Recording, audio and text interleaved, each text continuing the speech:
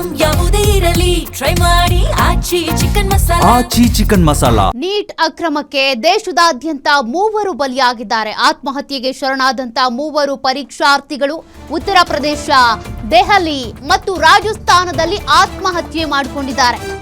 Neat ಪರೀಕ್ಷೆ ಪತ್ರಿಕೆ leak ಆಗಿದ್ರಿಂದ ಪರೀಕ್ಷೆಯನ್ನೇ ರದ್ದು ಮಾಡಲಾಗಿದೆ. ಇದರಿಂದಾಗಿ ಈಗ ಪರೀಕ್ಷಾರ್ಥಿಗಳು ಏನಿದ್ದಾರೆ ಅವರು ಆತ್ಮಹತ್ಯೆಯ ದಾರಿಯನ್ನ ಹಿಡಿತಾ ಇದ್ದಾರೆ.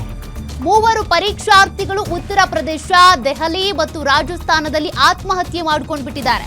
ರಾಜಸ್ಥಾನದ ಸೀಕರ್ನಲ್ಲಿ ಪ್ರದೀಪ್ ಸೂಸೈಡ್ ಮಾಡ್ಕೊಂಡಿದ್ದಾರೆ.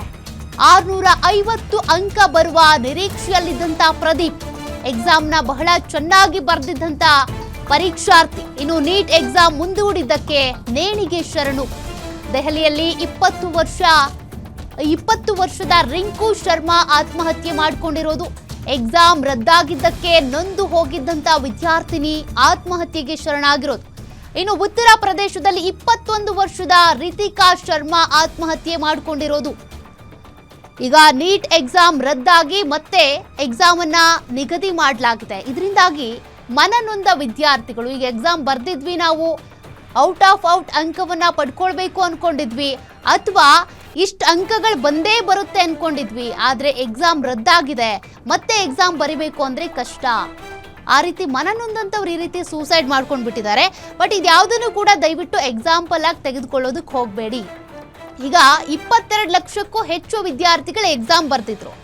ಈಗ ಪರೀಕ್ಷೆ ಪತ್ರಿಕೆ ಲೀಕ್ ಆಗಿದ್ರಿಂದ ಎಕ್ಸಾಮ್ ಅನ್ನ ಕಾಪಿ ಹೊಡೆದವರು ಇದ್ದಾರೆ, ಪ್ರಾಮಾಣಿಕವಾಗಿ ಬರ್ದವರು ಇದ್ದಾರೆ. ಎಕ್ಸಾಮ್ ರದ್ದು ಮಾಡದೇ ಇದ್ರೆ ಏನಾಗುತ್ತೆ, ಕಾಪಿ ಹೊಡೆದು ಬರ್ದವರು ಕೂಡ ನಿಮ್ ಜೊತೆಗೇನೆ ವೈದ್ಯಕೀಯ ಇದು ಕೋಚಿಗೆ ಬಂದು ಸೇರ್ಕೊಂಡ್ ಬಿಡ್ತಾರೆ, ಕಾಲೇಜಿಗೆ ಸೇರ್ಕೊಳ್ತಾರೆ. ಹಾಗಾಗಿ ಅವ್ರನ್ನ ಸಪರೇಟ್ ಮಾಡಬೇಕು ಅನ್ನುವಂಥ ಕಾರಣಕ್ಕೆ ಈಗ ಎಕ್ಸಾಮ್ ರದ್ದಾಗಿದೆ. ಬೇರೆ ಆಪ್ಷನ್ ಇಲ್ಲ, ಮತ್ತೆ ಎಕ್ಸಾಮ್ ಬರೀಲೇಬೇಕು. ಒಂದ್ಸಲ ಎಕ್ಸಾಮ್ ಬರ್ದವರು ಇನ್ನೊಂದ್ಸಲ ಎಕ್ಸಾಮ್ ಬರೀರಿ. ಯಾಕೆಂದ್ರೆ ಕಾಪಿ ಹೊಡೆದವ್ರು ನಿಮ್ ಜೊತೆಗೆ ನುಸುಳ್ಬಾರ್ದು ಅಂತ ಅಂದ್ರೆ ಬರೆಯೋದ್ರಲ್ಲಿ ತಪ್ಪಿಲ್ಲ. ವ್ಯವಸ್ಥೆ ಹದಗೆಟ್ಟಿದೆ, ಸರಿ ಆಗ್ಬೇಕಿದೆ. ಹಾಗಂತ ನಿಮ್ಮ ಜೀವವನ್ನ ನೀವು ತೆಕ್ಕೊಳ್ಬೇಡಿ ಅಥವಾ ಆತ್ಮಹತ್ಯೆ ಮಾಡ್ಕೊಳ್ಬೇಡಿ ಅಂತ ಡೀಟೇಲ್ಸ್ ಕೊಡ್ತಾರೆ ಮೆಟ್ರೋ ಬ್ಯೂರೋ ಹೆಡ್ ಉಲ್ಲಾಸ್. ಈಗ ನೀಟ್ ಪರೀಕ್ಷೆ ರದ್ದಾಗಿ ಮತ್ತೆ ಎಕ್ಸಾಮ್ ಅನ್ನ ನಿಗದಿ ಮಾಡಿರೋದ್ರಿಂದ ಮನನೊಂದ ಪರೀಕ್ಷಾರ್ಥಿಗಳು ಸೂಸೈಡ್ ಮಾಡ್ಕೊಳ್ತಿದ್ದಾರೆ. ಏನ್ ಹೇಳ್ತೀರಿ ಇದ್ರ ಬಗ್ಗೆ? ಸದ್ಯಕ್ಕೆ ಏನ್ ಹೇಳ್ಬಹುದು ನಾವು ಅಂತ ಇವ್ರಿಗೆ? ಓಕೆ, ಈ ವಿಚಾರಕ್ಕೆ ಸಂಬಂಧಪಟ್ಟಂತೆ ನಾವೇನು ಹೇಳಕ್ ಆಗೋದಿಲ್ಲ. ಯಾಕಂತಂದ್ರೆ ವಿದ್ಯಾರ್ಥಿಗಳ ಮನಸ್ಥಿತಿ ಎಷ್ಟರ ಮಟ್ಟಿಗೆ ಕುಗ್ಗಿ ಹೋಗಿದೆ ಅನ್ನುವಂಥದ್ದಕ್ಕೆ ಈ ಒಂದು ಇಡೀ ದೇಶಾದ್ಯಂತ ನಡೆದಿರುವಂತಹ 3 ವಿದ್ಯಾರ್ಥಿಗಳೇನು ಸೂಸೈಡ್ ಮಾಡ್ಕೊಂಡಿದ್ದಾರೆ ಅದಕ್ಕೆ ಸಾಕ್ಷಿ ಅಂತಾನೆ ಹೇಳ್ಬೋದು. ಕಷ್ಟಪಟ್ಟು 2 ವರ್ಷ PUC ಮಾಡಿರ್ತಾರೆ, ಕಷ್ಟಪಟ್ಟು ಓದಿರ್ತಾರೆ, ನೀಟ್ಗಾಗಿ 2 ವರ್ಷದಿಂದ ಸಿದ್ಧತೆಗಳನ್ನ ಮಾಡ್ಕೊಂಡಿರ್ತಾರೆ. ಆದ್ರೆ ಯಾರೋ ಕಿಡಿಗೇಡಿಗಳು ಮಾಡಿರುವಂತಹ ಕೃತ್ಯಕ್ಕೆ ನೀಟ್ ಎಕ್ಸಾಮೇ ರದ್ದಾಗಿದೆ.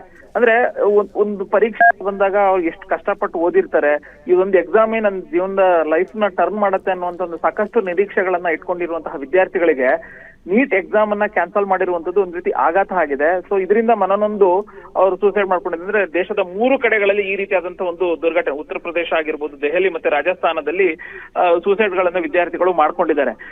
ನೀಟ್ ಅಂದ್ರೆ ರಾಷ್ಟ್ರೀಯ ಪರೀಕ್ಷಾ ಮಂಡಳಿನೂ ಕೂಡ ಹೇಳಿತ್ತು, ಇಲ್ಲ ಯಾರೋ ಕಿಡಿಗೇಡಿಗಳು ಮಾಡಿರುವಂತಹ ಕೃತ್ಯಕ್ಕೆ ವಿದ್ಯಾರ್ಥಿಗಳು ವೃತ್ತಿಗಿಡೋದು ಬೇಡ, ವಿದ್ಯಾರ್ಥಿಗಳು ಧೈರ್ಯದಿಂದ ಜೂನ್ 21ಕ್ಕೆ ಏನ್ ಮತ್ತೆ ದಿನಾಂಕವನ್ನ ನಿಗದಿ ಮಾಡಿದ್ದೀವಿ, ಅವತ್ತು ನೀವು ಎಕ್ಸಾಮ್ ಅನ್ನ ಮಾಡಿ ನಿರ್ಭೀತಿಯಿಂದ ಎಕ್ಸಾಮ್ ಅನ್ನ ಬರೀರಿ ಅನ್ನುವಂತ ಒಂದು ಮನವಿಯನ್ನ ಮಾಡ್ಕೊಂಡಿತ್ತು. ಇದ್ರ ಬೆನ್ನಲ್ಲೇನೆ ಈಗ ವಿದ್ಯಾರ್ಥಿಗಳು ಆತ್ಮಹತ್ಯೆಯನ್ನ ಮಾಡ್ಕೊಂಡಿರುವಂತದ್ದು ನಿಜವಾಗ್ಲೂ ಎಲ್ಲ ಒಂದ್ ಕಡೆ ಬೇಸರ ತರಿಸುತ್ತೆ. ಯಾಕೆಂತಂದ್ರೆ ಒಂದು students life is golden life ಅಂತ ಹೇಳಿ ನಾವು ಹೇಳ್ತೀವಿ. ಯಾವ್ದು ಆ ಒಂದು ಕ್ಷಣನ ಕಳೆದು ಬಿಟ್ರೆ ಮತ್ತೆ ಆ ಕ್ಷಣ ಮರುಕಳಿಸ್ಲಿಕ್ಕೆ ಸಾಧ್ಯನೇ ಇಲ್ಲ. ಸೊ ಹೀಗಾಗಿ ಕಷ್ಟಪಟ್ಟು ಓದಿರ್ತಾರೆ. ಒಬ್ಬ ವಿದ್ಯಾರ್ಥಿ ಅಂತ ನನಗೆ 650 ಅಂಕ ಬರುತ್ತೆ ಅನ್ನುವಂತ ನಿರೀಕ್ಷೆಯಲ್ಲಿದ್ದ. ಆದ್ರೆ ಈಗ ಆ ಎಕ್ಸಾಮೇ ರದ್ದಾಗಿರೋದ್ರಿಂದ ಅವ್ನು ಮಾನಸಿಕವಾಗಿ ತುಂಬಾ ಕುಗ್ಗೋಗಿದ್ದಾರೆ ಅನ್ನುವಂಥದ್ದು ಸ್ಪಷ್ಟವಾಗಿ ಗೊತ್ತಾಗುತ್ತೆ. ಈಗ 3 ವಿದ್ಯಾರ್ಥಿಗಳು ಈ ರೀತಿಯಾಗಿ ಆತ್ಮಹತ್ಯೆಯನ್ನ ಮಾಡ್ಕೊಂಡಿದ್ದಾರೆ. ಇದೇ ರೀತಿಯಾದಂತಹ ಮನಸ್ಥಿತಿಲಿರುವಂತಹ ಲಕ್ಷಾಂತರ ವಿದ್ಯಾರ್ಥಿಗಳಿರ್ತಾರೆ. ಅವರಿಗೆ ಒಂದು ಮನವಿ ಮಾಡೋದೇನು ಅಂತಂದ್ರೆ, ಈ ತರ ಕೃತ್ಯಗಳು ಆಗ್ತಾ ಇರತ್ತೆ, ಆದ್ರೆ ಇದರಿಂದ ಧೃತಿಗೆಡದೆ ಈಗ ಜೂನ್ 21ಕ್ಕೆ ಏನು ನಿಗದಿಯಾಗಿದೆ ನೀಟ್ ಎಕ್ಸಾಮು. ಸೊ ಅವತ್ತಿನ ದಿನ ಪರೀಕ್ಷೆಯನ್ನ ಈ ಹಿಂದೆ ಬರೆದಿರೋಗಿಂತ ತುಂಬಾ ಉತ್ತಮವಾಗಿ ಬರೀಬೇಕು ಅನ್ನುವಂತಹ ಒಂದು ವಿಶ್ವಾಸವನ್ನ ಕೇಂದ್ರ ಸರ್ಕಾರನೂ ಕೊಟ್ಟಿದೆ, ಮತ್ತೆ ರಾಷ್ಟ್ರೀಯ ಪರೀಕ್ಷಾ ಮಂಡಳಿನೂ ಕೂಡ ಕೊಟ್ಟಿರುವಂತದ್ದು. ಸೌಖ್ಯ. Okay, thank you Ullas ಡೀಟೇಲ್ಸ್ಗೆ.